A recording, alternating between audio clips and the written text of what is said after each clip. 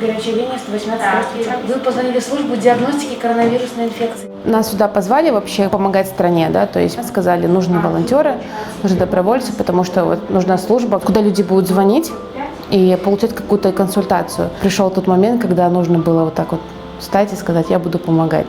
Просто так, просто потому что нужно уже. Конечно, на колл-центр, на наш колл-центр приходит очень много звонков. В сутки, наверное, до 200, бывает еще больше. За 1,5 месяца уже звонков прошло больше 7 тысяч звонков.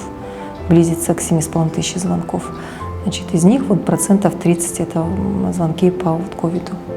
Этот проект, он так и называется, пилот по реализации модели самодиагностики и самонаправления пациентов, которые подозревают у себя ковид, либо имеют вопросы, связанные с диагностикой ковид.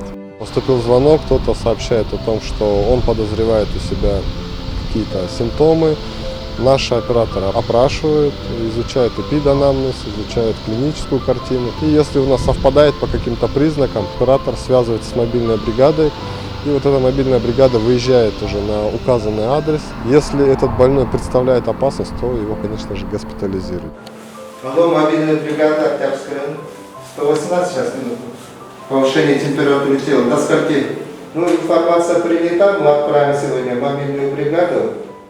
Жалуется на повышение температуры тела до 37,5 градусов. Кашель, одышка. Больна в течение 3 дней. Так, вы с мобильной бригады обязательно взять анализы.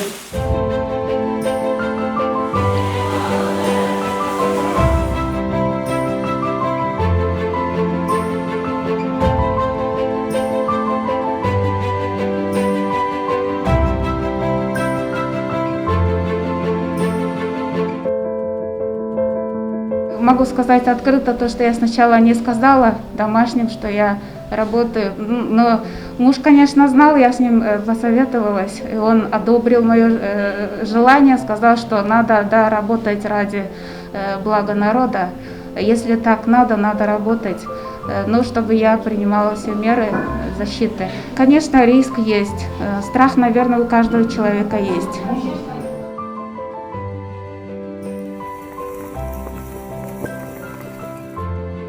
Сейчас город обслуживает 20 бригад, по 5 бригад в каждом районе. Вот, и такими бригадами мы сегодня работаем. В каждой бригаде работает 3 человека. Значит, врач, медсестра или лаборант и водитель. Он тоже является членом бригад наш полноценный.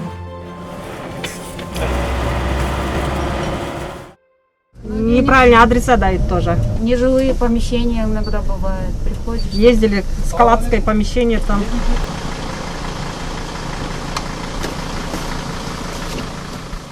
Извините, мы врачи мобильной бригады, не могли бы открыть дверь? И с подозрениями выезжает наша мобильная бригада. В этом плане очень минимизировалась нагрузка именно на наших семейных врачей. Чтобы не было наших докторов контакта именно с больными, которые. То есть эта мобильная бригада полностью оснащена СИЗами, то есть одеждой полностью. Geçen geçinde 38 6. А то угроза болото, что-то непонятно было. Мага угроза была. Что угроза? Да, удар на слабину. Это для утилизации? Да. Вы после каждого пациента? Да. У нас двойные все. Это второй визит у нас. Мы 2 дня там назад были. Сейчас мазок тут, узнаем, так, результат мазок. Да. Если отрицательный, чтобы он рентген сделал. Пока легче не станет, мы каждый день ходим, спрашиваем, наблюдаем.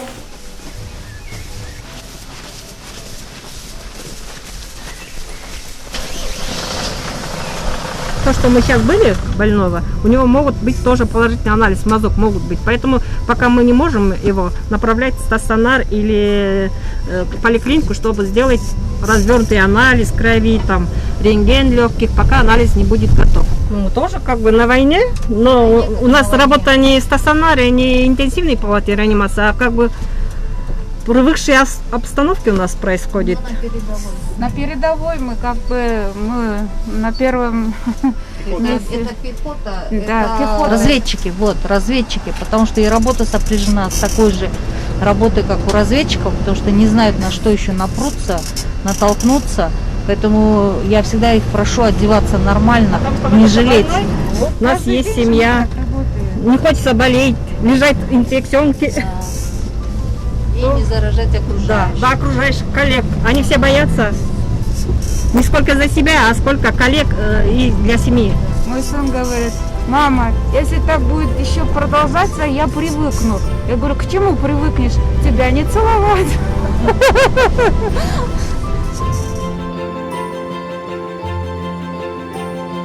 Здесь у нас вообще красная зона, в которую никто не имеет права заходить, кроме наших работников мобильных бригад. Для них здесь все условия, столовая отдельно.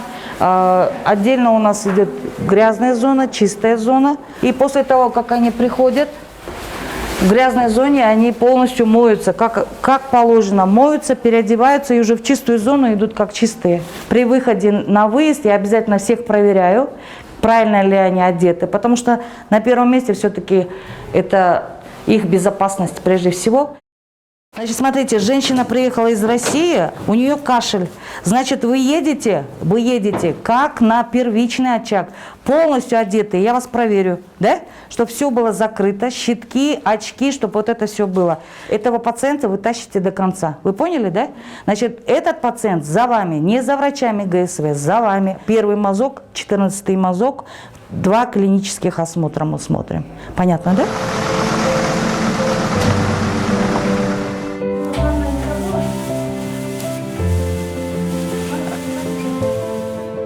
Самая большая задача мобильных бригад – недопущение распространения коронавируса среди медицинских работников, потому что у нас сейчас в последнее время это первая проблема, но и в то же время недопущение распространения среди населения.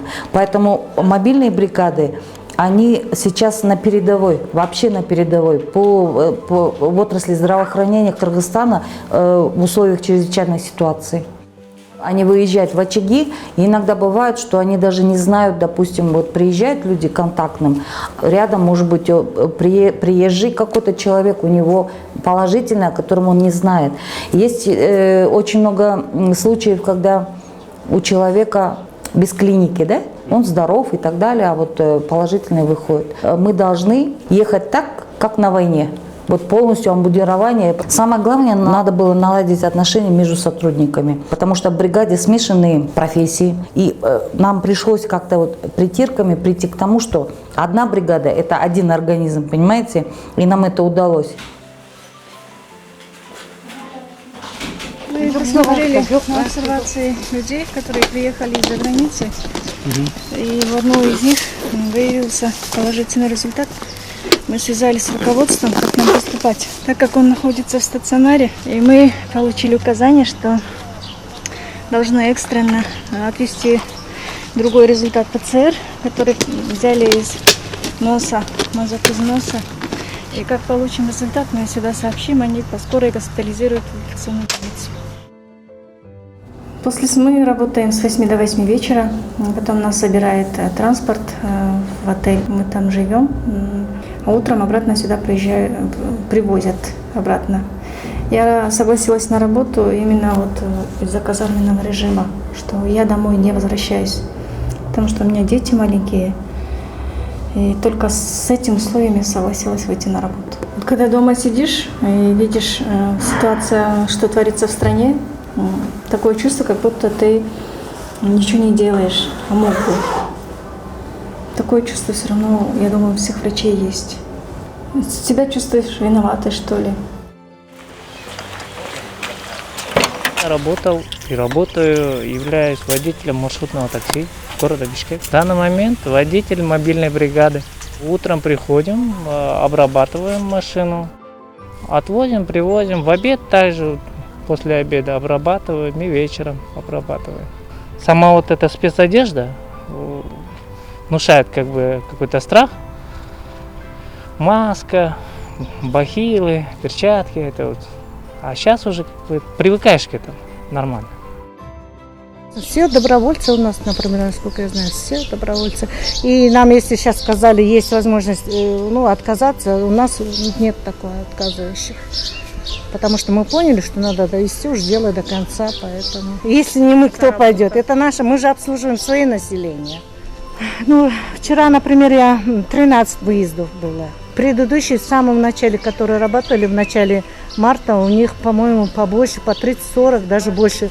Да, больше 40 у них, вот так 30 выездов было. Что, мы поедем сейчас в 9-ю поликлинику, там нам дадут задание. Вот самое главное, чтобы носочки не потели. Мы его все время обрабатываем. А чем обрабатываете? Мы жидким мылом вначале подготавливаем, а потом есть спиртовый у нас одноразовый, спиртовым протираем.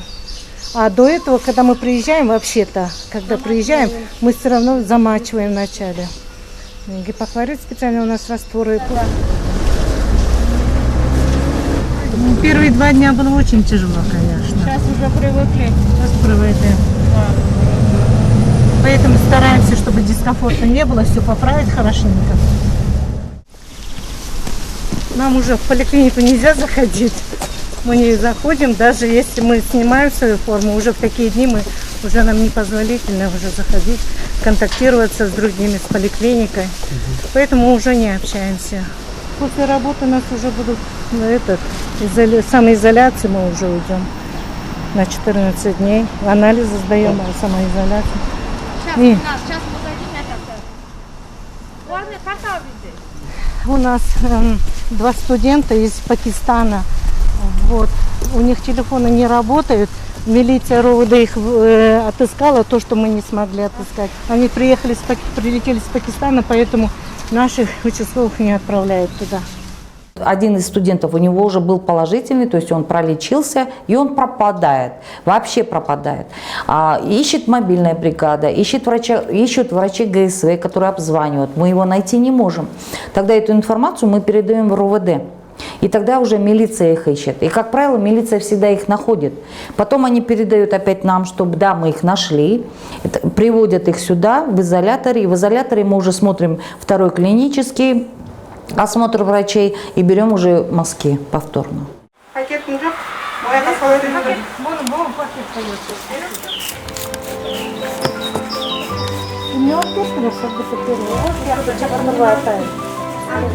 разрешают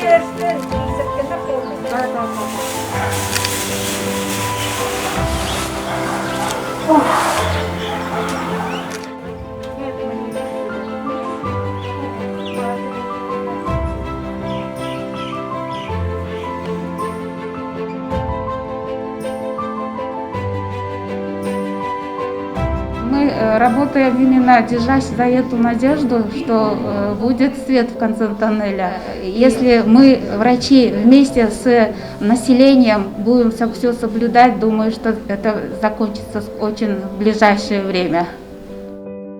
Мы все стараемся помочь, и чтобы люди понимали, что мы точно так же стараемся и пытаемся, и у нас также есть родные, которые за нас боятся, и мы сами тоже чуть-чуть боимся, да, и чтобы не было вот этого вот шквала негатива, наверное, что чем вы там занимаетесь, почему так происходит, да.